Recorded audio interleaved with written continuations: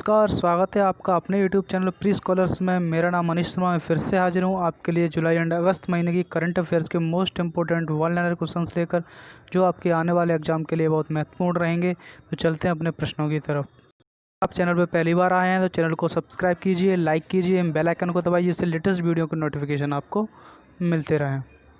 तो आज का पहला टॉपिक है, केंद्रीय मंत्रिमंडल ने नई राष्ट्रीय शिक्षा नीति 2020 को मंजूरी दे दी है। अब इसमें कुछ पॉइंट्स हैं। क्या है? प्रधानमंत्री श्री नरेंद्र मोदी की अध्यक्षता में केंद्रीय मंत्रिमंडल ने नई राष्ट्रीय शिक्षा नीति 2020 को मंजूरी दे दी है। हाल ही में स्वीकृत राष्ट्रीय शिक्षा नीति 2020 34 वर्ष बाद, कितने 34 वर्ष बाद चेंज हुई है। राष्ट्रीय शिक्षा नीति NP 1986 की जगह लेगा। जो राष्ट्रीय शिक्षा नीति 2020 है वो 1986 की जगह लेगा। राष्ट्रीय शिक्षा नीति 2020 21वीं सदी की पहली शिक्षा नीति है और स्कूल और उच्च शिक्षा दोनों क्षेत्रों में परिवर्तनकारी सुधार लाने का लक्ष्य है।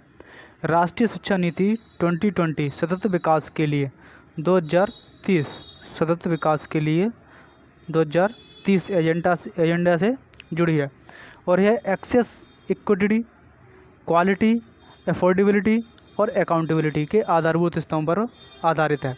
किस किस पर आधारित है?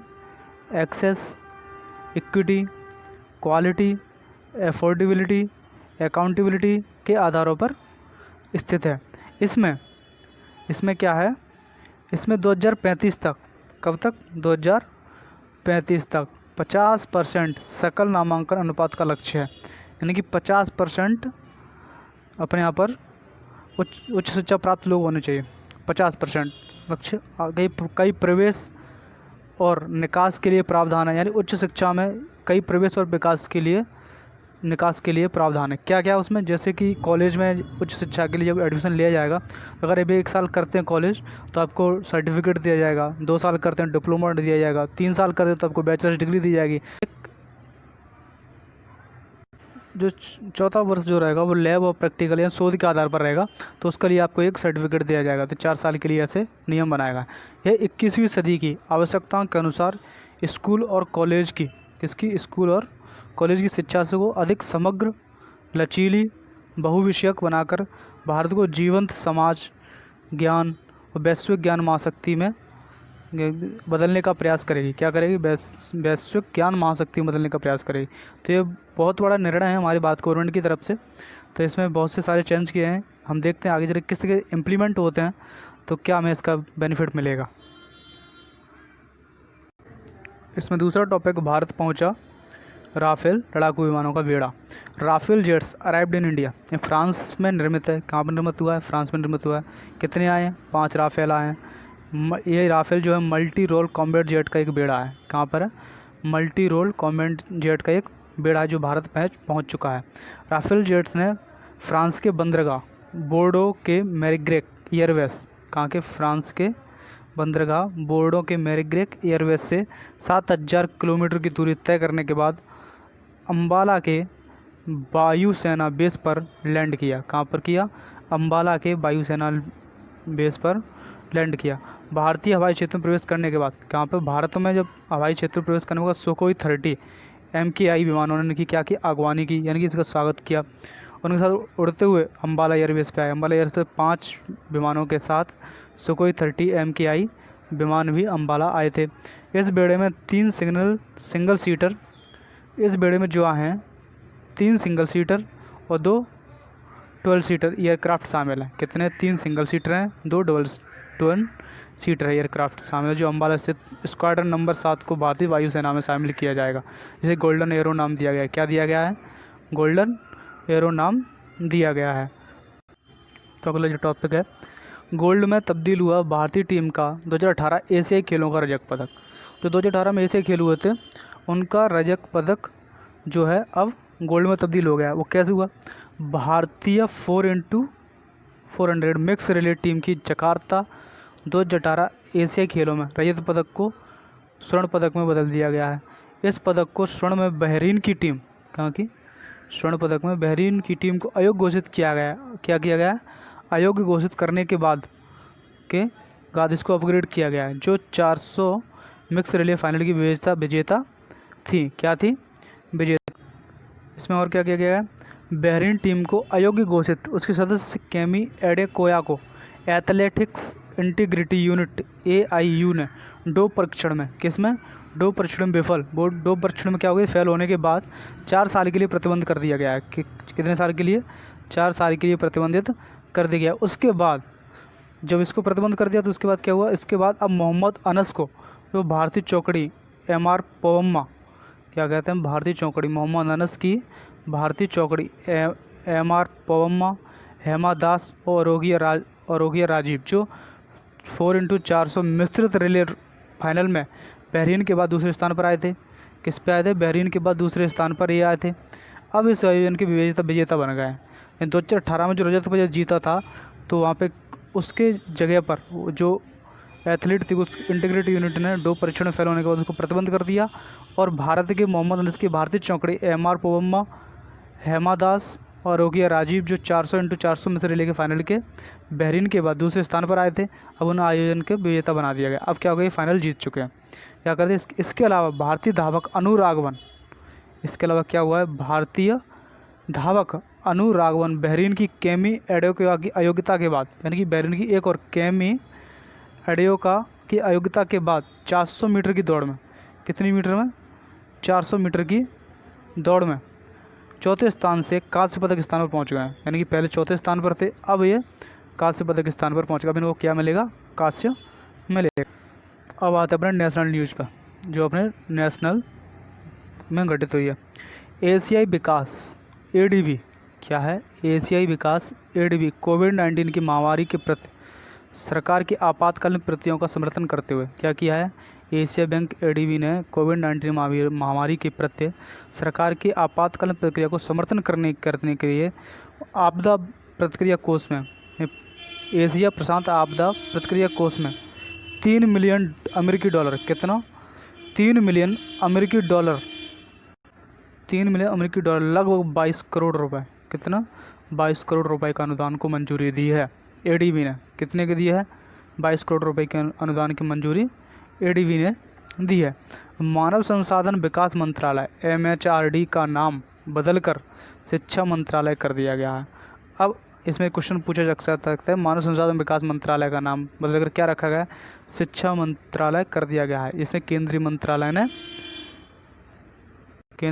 ने मंजूरी दे दी है। अब HRD मिनिस्ट्री के वर्तमान में कौन है? HRD मिनिस्ट्री कौन है? रमेश पोखरियाल निशंक। कौन है? रमेश पोखरियाल निशंक, जो HRD के वर्तमान में मंत्री हैं। भारत द्वारा बांग्लादेश को 10 ब्रॉड गेज रेल इंजन सौंपे गए हैं। क्या सौंपा गया है? 10 ब्रॉड गेज इंजन 10 ब्रॉड के रेल इंजन सौंप दिए गए हैं बांग्लादेश को, जो पश्चिम बंगाल के नादिया ज़िले से, कहाँ से? पश्चिम बंगाल के नादिया ज़िले से ईस्टर्न रेलवे के गेट स्टेशन से रवाना किए गए। कहाँ से किए गए? ईस्टर्न रेलवे के गेट स्टेशन से, जो पश्चिम बंगाल के नादिया ज़िले में स्थित है। जबकि दूसरी ओर इन्हें दर्शन स्टेशन पर प्राप्त किया गया। कहाँ पर किया गया? दर्शन स्टेशन कहाँ पर? पाकिस्तान, वहाँ पे बांग्लादेश में है दर्शन स्टेशन, जहाँ पर इनको प्राप्त किया गया। प्रधानमंत्री नरेंद्र मोदी द्वारा बहुत जल्दी नतीजे देने वाली 3 कोविड-19 परीक्षण सुविधाओं को प्रारंभ किया है।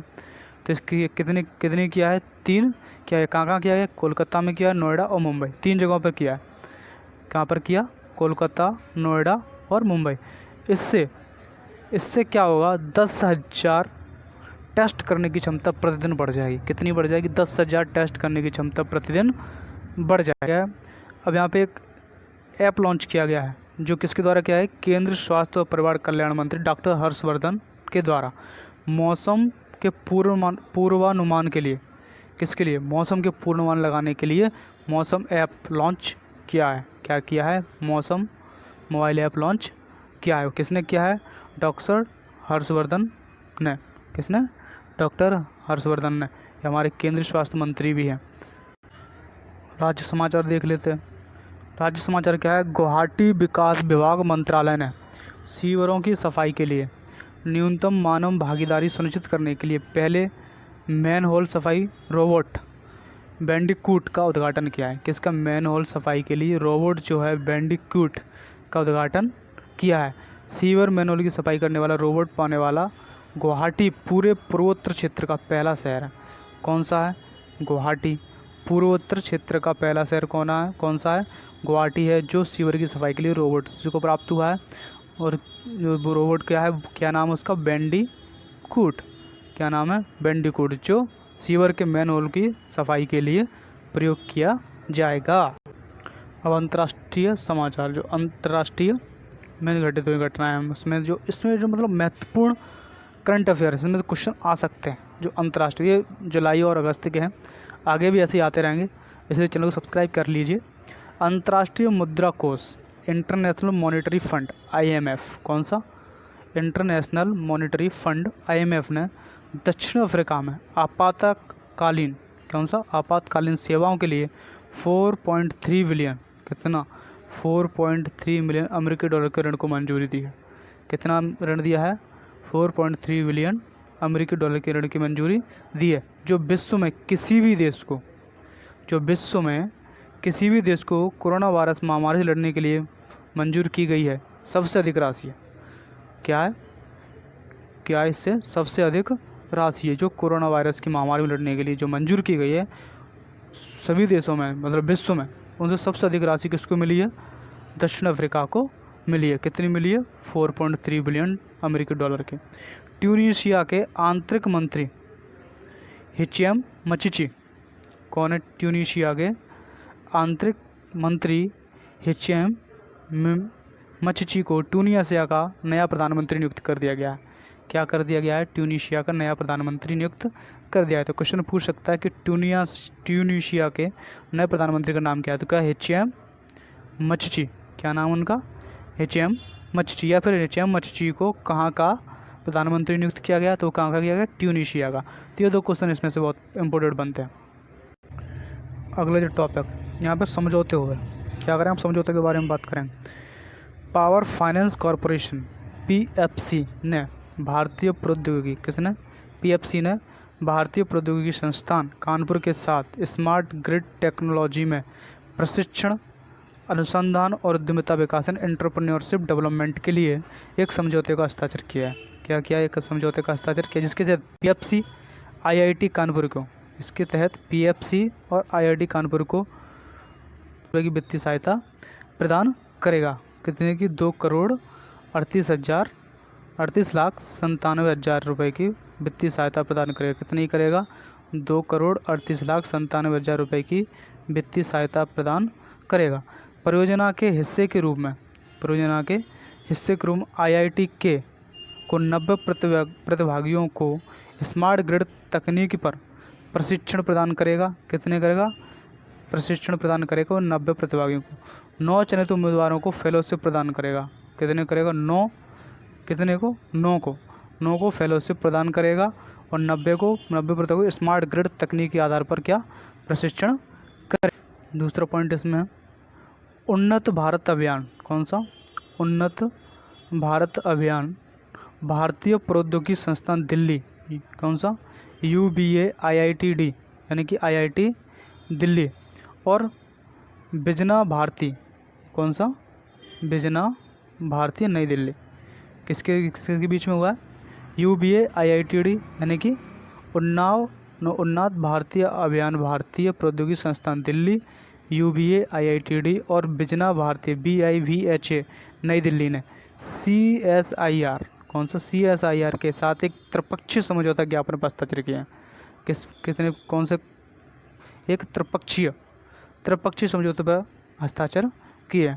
भारतीय लघु उद्योग विकास बैंक सिडबी, भारतीय लघु विकास बैंक सिडबी ने ट्रांस यूनियन यानी सिविल के सहयोग से one stop knowledge portal launch किया। कौन सा किया? One stop knowledge portal launch किया। One stop knowledge portal launch किसने किया है? सिडबी ने किया है। किसके साथ? ट्रांस यूनियन सिविल के सहयोग से किया है।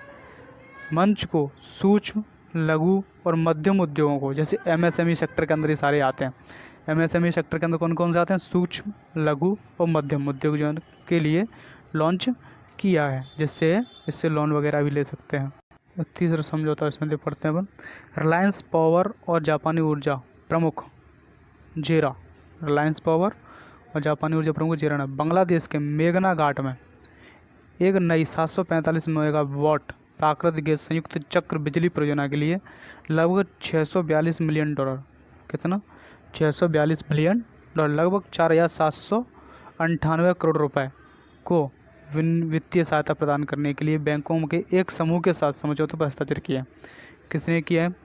रिलायंस पावर एंड जापानी ऊर्जा प्रमुख जेरा ने बांग्लादेश के मेघना घाट में एक नई 745 मेगावाट प्राकृतिक गैस संयुक्त चक्र बिजली परियोजनाओं के लिए लगभग 642 मिलियन डॉलर को वित्तीय सहायता प्रदान की है। तो इसमें आपको पॉइंट नोटेड करना है, किस किस के बीच हुआ है? रिलायंस पावर और जापानी ऊर्जा प्रमुख जेरा। कहाँ पर हुआ है? बांग्लादेश के मेघना घाट में।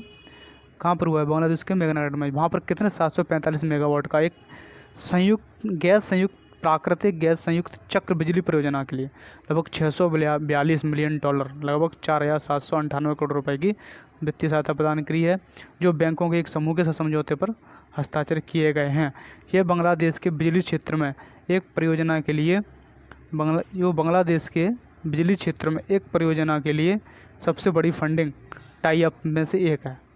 आगे हम आपके लिए और इससे जुड़े करंट अफेयर्स के क्वेश्चंस वन लाइनर आपके लिए लाते रहेंगे। तो इससे चैनल को सब्सक्राइब कीजिए और लाइक कीजिए और शेयर कीजिए, जिससे लेटेस्ट वीडियो की नोटिफिकेशन भी मिलते रहें और आने वाले एग्जाम के लिए आपके प्रिपरेशन को हम और पक्का और अच्छी तरीके से करा सकें। इसलिए चैनल को सब्सक्राइब ज़रूर कीजिए। थैंक यू, धन्यवाद।